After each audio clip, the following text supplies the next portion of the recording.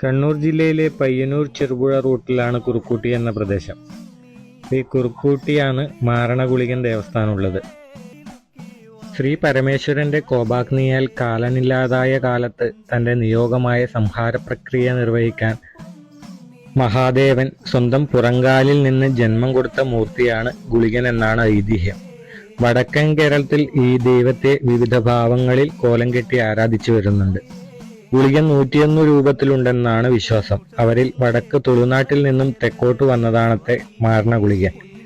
ഏതു കഠിനമായ മാരണങ്ങളെയും പ്രതിബന്ധങ്ങളെയും അനായാസം ഇല്ലാതാക്കുന്ന പ്രതാപശാലി ആയതുകൊണ്ടാണ് ഈ പേര് വന്നതെന്ന് വിശ്വസിക്കപ്പെടുന്നു. ഇനി ഈ ഗുളികൻ എങ്ങനെ ഇവിടെ എത്തിയെന്നുള്ളത് നാരായണീച്ചി പറയും. കോളനി റോഡിന്റെ സമീപമാണ് ആദ്യം ഗുളികൻ ഉണ്ടായത്. അത് ആ സ്ഥലം അവർ വിറ്റ് കുണ്ടൈമുലിയിൽ എന്നിട്ട് അതിലൊരു പാല ഉണ്ടായിരുന്നു. ആ പാല അയാൾ മുറിച്ചതിന് ശേഷമാണ് കുളിയനേലി നടക്കാൻ തുടങ്ങിയത്. അത് നടന്ന് എല്ലാ വീട്ടിലും പ്രശ്നങ്ങൾ സന്ധ്യാസമയത്ത് ചൊവ്വാഴ്ച വെള്ളിയാഴ്ച പ്രശ്നങ്ങൾ ഉണ്ടാകുമ്പോൾ എൻ്റെ അച്ഛൻ പ്രശ്നം വെച്ച സമയത്ത് പറഞ്ഞ് ഇങ്ങനെ ഗുളികൻ്റെ ഒരു സഞ്ചാരമുണ്ട്, അതിന് നിങ്ങൾ എന്തെങ്കിലും ചെയ്യണം എന്ന് പറഞ്ഞു. അങ്ങനെ ഇവർ 3-4 ആൾ കമ്മിറ്റി രൂപീകരിച്ച് കുളിയന് ആദ്യം ഒരു കലശം വെച്ച് കൊടുത്ത് കുറേ നാളത്തേക്ക് വേറെ പ്രശ്നങ്ങളൊന്നും ഉണ്ടായില്ല.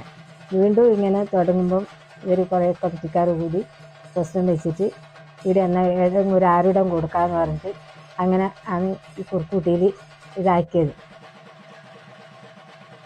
ഇതാണ് നാരായണിയേച്ചിയുടെ അച്ഛൻ ശേഖരപ്പൊതുവാള്. കുറുക്കൂട്ടിയിലെ അറിയപ്പെടുന്ന ഒരാളായിരുന്നു. ഇദ്ദേഹവും 3-4 പേരും കൂടി ചേർന്നാണ് മാരണഗുളികനെ ഇന്നത്തെ ഒരു ആരൂഢം ഉണ്ടാക്കിയത്.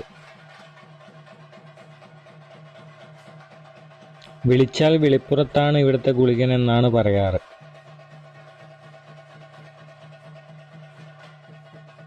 ചുരുക്കം ചില സ്ഥലങ്ങളിൽ മാത്രം കണ്ടുവരുന്ന വേഷവിധാനമാണ് ഇവിടുത്തെ ഗുളികൻ. ഇവിടുത്തെ ഗുളികന് 2 ഭാവങ്ങളാണ്. ഒന്ന് വെള്ളോടുകൊണ്ടുള്ള മുഖംമൂടി അണിഞ്ഞൊരു ഭാവവും 2 കുരുത്തലോ കൊണ്ട് മുഖം മറച്ചിട്ടുള്ളൊരു ഭാവവും.